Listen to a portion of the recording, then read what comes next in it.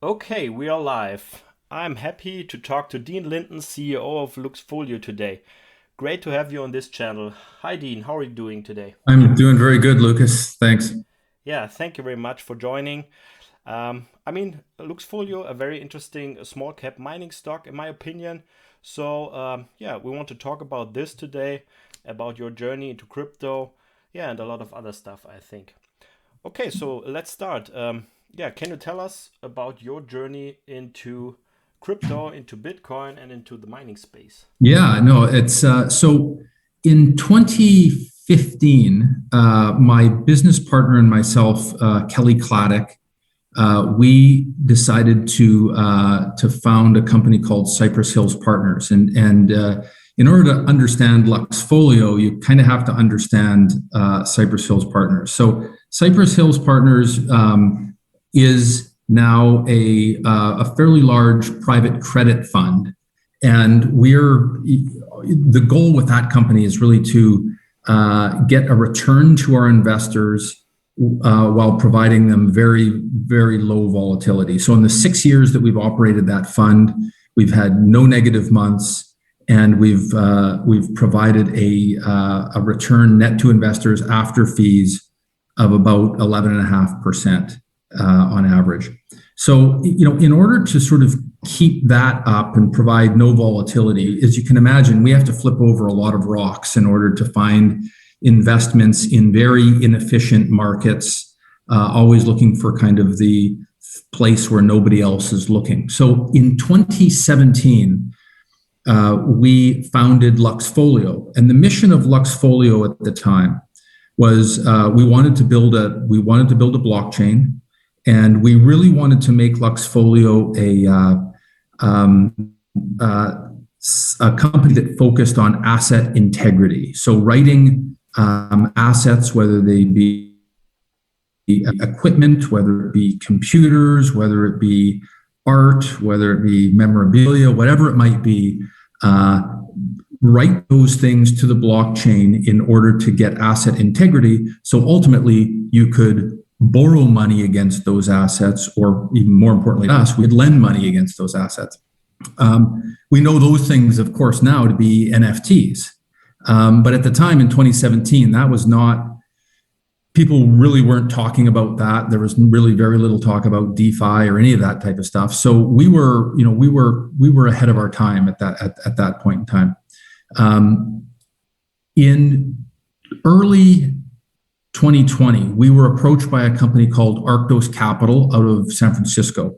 And they came to us on the Cypress Hill side, and they said, "Hey, would you guys be interested in helping us fund in equipment leases into the Bitcoin mining sector?" And we started to look at that space very, with a lot of interest, and got very well versed in the risk, and very impressed by the rewards, and thought, wow, this might be an interesting addition to, we might look at this as a business model, as a secondary business model for Luxxfolio. So in late 2020, December of 2020, we made the deal along with Arctos, that had subsequently been bought out by NYDIG, to acquire 590 miners. Those miners are en route to our location in New Mexico as we speak, and so we were, but I think the point of that story is we come at that. Luxfolio is very much a company that is built to be funded by debt, or to be invested, something that we would invest in at Cypress Hills, and we've really built that company in that likeness. Okay, sounds very interesting. Thank you for this. Luxfolio now, we have these miners. I think you're now not mining, but you will start in July. Is this correct? Yes, that's correct. Our 590 miners are they're en route to our location in New Mexico. So just to sort of pick up the story, as soon as we acquired the miners, we became very attractive to to groups that maybe had power but couldn't find miners, and we really prioritized owning our own power source, being our own custodian, and a lot of groups chose to get their miners and then be hosted by somebody else, and we recognized very early on that we wanted to be fully integrated. We didn't want to rely on somebody else for our power, so we shopped around North America and tried to find a partner that we thought would be a good fit, and we were very fortunate to be introduced to the people at Westblock Capital out of Calgary, Alberta. They had in 2017 they'd put together a deal with the Navajo Nation down in Shiprock, New Mexico, and they have access and a power agreement for 15 megawatts of power. And so we struck a deal with them, which closed about 2 weeks ago, and we are and Westblock now is a wholly owned subsidiary of Luxxfolio. So we're really excited about that, the infrastructure that they put together. We've got sort of best in class power, about 4 cents US per kilowatt hour. And we're very, very well positioned to take advantage of all the things that are happening right now. As you know, the Chinese situation, the Chinese miners going offline, is a real opportunity for the North American miners. First of all, the hash rate has dropped in a way that we certainly hadn't modeled, so that makes the difficulty a lot less than what we had modeled at this stage of the game. And also a lot of those miners from China are looking for homes now in North America, and we're obviously well positioned. I don't think we would want to find ourselves competing with the Chinese miners that had come offline for power at this point in time. So we've got a home, and we've got some excess capacity that we're building out over the next few months. Yeah, great. I mean, I'm following the story of Luxxfolio since 1 or 2 months now. I'm invested a bit in Luxxfolio, and I'm following also this this acquisition of Westblock, which I think 50 megawatt is a lot. 15, 1-5. 15 megawatts. Yes, sorry. 15 megawatts. It's a lot. I mean, how can we think about this 50 megawatt? Is there already a facility, or is it completed, or are you building it? Yeah, so we're currently have access to 8 of it, and we're building out the other 7 over the next few months. So it's at the end of the day, we've got 15 available and lots of room for expansion with our partners down there, the Navajo Nation. They have been excellent partners. They were at one point in time, they were equity owners along with Westblock. And so they're super enthusiastic about the Bitcoin space. And we're looking to expand with them in any way we can. So we've got not only do we have a really good foothold with our first 15 megawatts, but we've got lots of room to look at other opportunities, opportunities in solar, wind, and whatnot. So we've got a good partner there, and we think that long term we're going to be able to do a lot of pretty cool stuff with them. Okay. Yes. I mean, with the miners, I think you had a little bit delay, but all of the mining companies have delays right now with the miners. But I think you said it's on the way right now, so it should be there in July. So it's starting in July. Yeah, we're about 3 weeks behind where we thought we were going to be in terms of delivery of those machines. In September, we're expecting, in addition, another 600 miners to be delivered in September, and by mid 2022 we expect to have an additional 2,600 machines sent to us. So we'll have a total by mid 2022 of about 3,000 machines operating with a total petahash of 303. Yeah, I mean, with the drop of the hash rate right now, this increases right now your market share. a lot, which is great. Yeah, that is something that we had not bargained for. I mean, I think it's difficult to predict what is going to happen on a week to week basis in this space right now, because it's such a dynamic situation. However, having a country the size of China that was involved as much as China was, that was a very pleasant surprise for those of us that are operating in North America. In the short term, it's going to impact the price of Bitcoin. I think because a lot of those Chinese miners are going to have to unplug.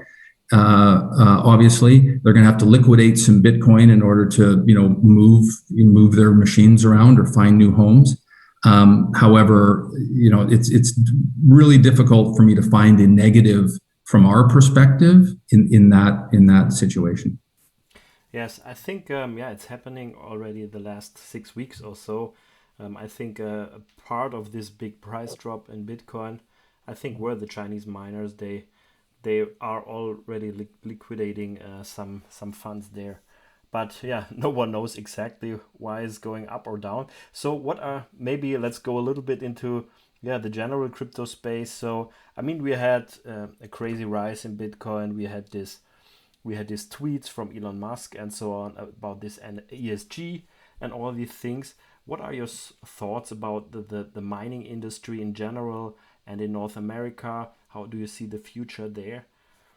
So I talked to you a little bit about how we came to getting an interest in Bitcoin, and at that point in time, when we first got involved, it was all about, wow, this technology could help us be a better lender. This could be this could do a lot of things just in our business.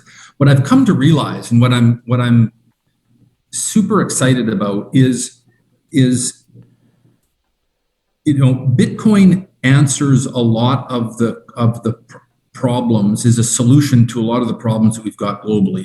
If you look at, ironically, the thing that kind of came to light with Elon Musk saying, "Oh well, the Bitcoin space needs to be greener." We look at projects every day, and I know other crypto miners do as well, that are bringing solar or wind online and using crypto as the business model to make those performers work. And I don't care what type of taxes you put in, what type of carbon credits you're trading. Business is not going to get behind green energy unless it makes sense, unless you figure out a way to make money at it.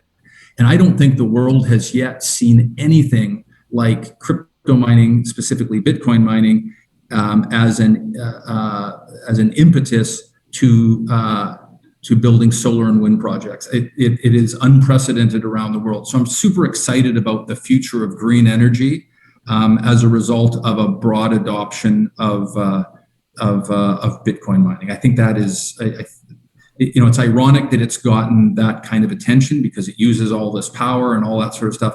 The reality is it's going to be a catalyst for a green revolution like we could have only hoped for.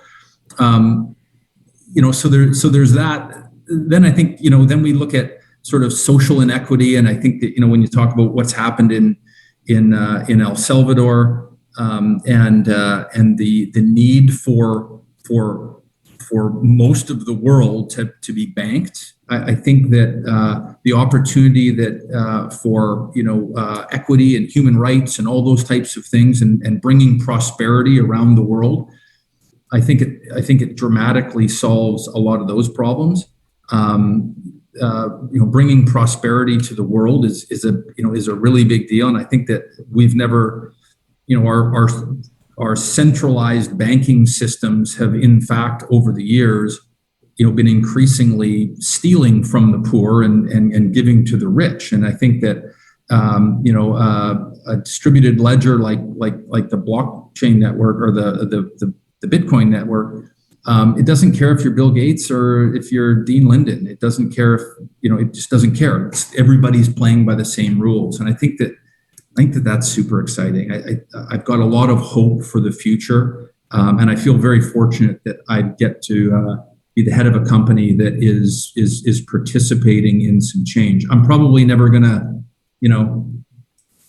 feed the world or cure cancer or anything like that, but I can help in a small way to hopefully bring equality and equity around the world. And I think that that's what this technology really does. Yeah, definitely. I mean, I'm an energy economist, and I think, yeah, you're very right about this thing that, Bitcoin incentivizes building renewables, build overcapacity. So you can use your overcapacity to generate Bitcoin. And I think it's a great system. It's like a store of energy, of monetary energy. And I think when the people will figure this out, then it will change a lot also in the grid, or these energy generation from renewables. I mean, we have now the possibility to get this project a lot earlier in profits with traditional Bitcoin mining. So I think there's a lot of work to do to educate people there, and that electricity consumption is not a bad thing. I mean, a lot of things use energy, and I think it's about the source of energy, and yeah, I think that's very important to. I think it's one of those things where, I mean, and I certainly, you're in Europe, but I think here in North America, our politicians are increasingly divided on how to run things. And when you look at the people on the right, they certainly have their ideas, and the people on the left have theirs. But I think that both of them kind of have this idea that the system is broken, so let's build a bigger system. And I think that if you were to say, yeah, the system is broken, provide us with a new system. And I think that that's where Bitcoin and Ethereum and a lot of these and smart contracts and all those types of things that are sort of in DeFi, they're all sort of coming together to provide the world a new system just when they need it. And I think that a lot of people are sort of they've been successful in the old system, and they're very fearful of what might be coming with sort of a decentralized banking type of arrangement. They're very worried about that, and I think that they don't need to be afraid of what the solution is. What they need to be afraid of is, we're sort of going down we're spiraling down where we've got ourselves in a position where in order to keep assets inflating, we need to print money and keep interest rates at zero. And that's really not going to work long term. So I think I'm super excited and very enthused about the work that we're doing here at Luxxfolio. I think that we're an undervalued asset in an underappreciated sector right now, and I think we've got some big things ahead for us. Okay, yeah, let's go back to Luxxfolio. I mean, when I was reading about the NYDIG partnership there with the S19s, the financing there, I mean, that really caught my attention about Luxxfolio, because I mean, NYDIG is a huge name. They're operating with all these banks together to build the infrastructure for people to buy crypto at the bank. They're doing a lot of stuff. So can you talk a little bit about this relationship to NYDIG, and about the deal with the 2,400 S19s? How they're going to be financed, and what's the plan there? Yeah, so our relationship with NYDIG started as we were a Cypress Hills and NYDIG were partnered as syndication partners on some of the biggest, dealing with some of the biggest Bitcoin miners in the world and their leases. So when we looked at it and said, well, we're a little bit ahead of our time in 2017 or 2020, I guess. We're a little bit ahead of our time on our where we sit as far as the NFT world at Luxxfolio. It was a very natural kind of partnership that formed very easily, and we just said, look, why don't we finance and partner on financing Luxxfolio? And so it really was a very organic arrangement. It worked well on the first 590, and we just said, well, let's, we've got a place to put them. We've got a custodian that is, top 10% in terms of price of power in the world. It's clearly something that we knew that we would underwrite at Cypress Hills. So it was very easy for us to get our head around and pitch it to NYDIG in financing those 2,600 additional miners, because they understand the infrastructure that we've got in place. They understand our location in terms of the high desert in New Mexico. It's very cool and dry, and so it was really a no-brainer for NYDIG to become a debt partner along with Cypress Hills on those 2,600 miners. Okay, yeah, sounds great. I mean, I think the NYDIG partnership is a big thing, and yeah, I'm really excited for this. What is the strategy for the Bitcoin you will mine? Will you hold them, or will you sell them all to finance these miners? What is the strategy there?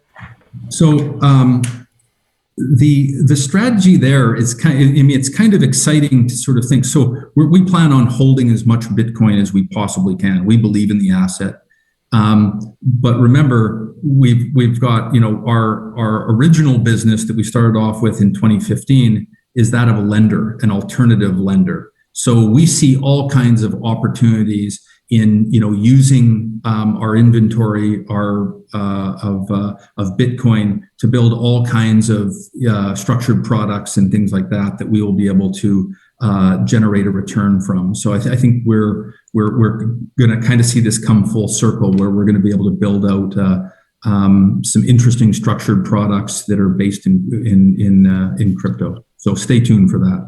Okay, yeah. So maybe that leads to the next question. I mean, for the next 12 to 18 months, you will add a lot of miners. Hopefully Bitcoin rises and we will have a big mining profitability there. Are there any other plans into another crypto direction? Into some other mining altcoins, or doing something completely different from mining? Are there any plans? I think we've got plans every day. I mean, I think, but the situation is so dynamic. I think Ethereum's interesting. I think that's we see a lot of opportunities to get in that business. I think that there are other coins that are popping up all the time. I think that right now our plans revolve around getting greener. Working on projects that like I said, we're looking at solar projects that are quite interesting around the world. Looking at wind projects that are interesting, looking at groups that might not be fortunate enough to have, maybe they have power but no miners, or miners but no power. Looking at those opportunities, I think there's just a lot of opportunity for a group like ours, where we don't have an immediate need. We don't have to, it's not obvious that we have to go get more machines. We've got the machines. It's not obvious that we need power. We've got power. So we're just now at a position where we've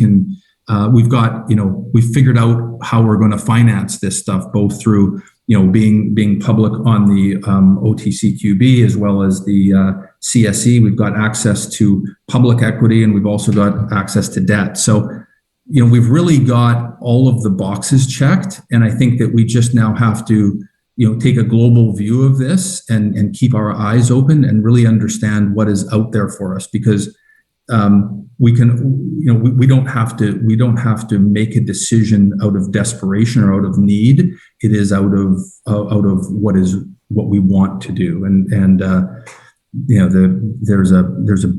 menu's pretty thick at this point in time. I mean, the uplisting to OTCQB, I think that's very good to get additional exposure. Are there any plans for more uplisting? With the bigger miners, they're all talking about NASDAQ. I think, are there any plans to go into a bigger exchange? At this point in time, I think we've been on the QB about a month. So I think that, I don't see anything really slowing down our growth. And I think at a certain point in time, uplisting is always a goal. But at this point in time, I think we got more than enough options with our current listings. Okay. So how do you want to get exposure to additional capital in the future? You were talking about raising capital, raising equity, or using debt. What is the strategy there? Because with some mining companies, there was a lot of dilution happening in the last few months, and some investors or a lot of investors don't like too much dilution. What is the plan here? Yeah, so right now we have very few shares outstanding. I mean, we've been able to sort of finance this company to date in a way that hasn't provided a lot of dilution. I think, generally speaking, I think we're going to raise money when there is a project that excites us. So we can go out and on the back of something that we're excited about, something that the market's going to be excited about, something that is immediately accretive to the business, and work that way. I don't think there's any reason to sort of go out and raise a whole bunch of money and then figure out what you're going to do after that. I think that we would like to focus on what it is that we're going to do, whether that's a solar project, whether that's a mining project. Really just understand what it is, have our numbers tight, have our performance tight, and then go out and get the money that we need in order to do that. So there's nobody, wondering what the next step is after a big financing. So generally speaking, that's the strategy. Okay. So, I mean, when I look on the balance sheet of the Q1 results, I mean, the expenses they're not big, to be honest. It looks very tight. So I think there's I mean, when we get these miners and if we get the Bitcoin price up again, I think there should be a lot of profitability there. Yeah, I know. That's keep in mind. I mean, we built this company to be a company that is going to be financially sound, that is investable, that can carry debt, and I think that we've done that. I think that when people look at our numbers, they're going to be able to say that this was that they're going to be comfortable at owning it from a financial perspective. I mean, notwithstanding the volatility of Bitcoin, but I think over the next few years, that's just what people will have to have signed up for. But in terms of how we're going to approach it financially, I think that they can sleep easy. Okay. Maybe one of the last questions about let's jump back to West Block. You will have this facility there in New Mexico. Do you have an operational team there, or does West Block have some employees there? How does this work? Who's running these machines there? Yes, we've got people on site, and I mean, the short answer is we have people on the ground that will be able to install them. It should be a day or two, and also monitor them. Okay, great. I mean, maybe to the China situation right now with a huge drop in hash rate. I mean, there are a lot of miners right now in the market.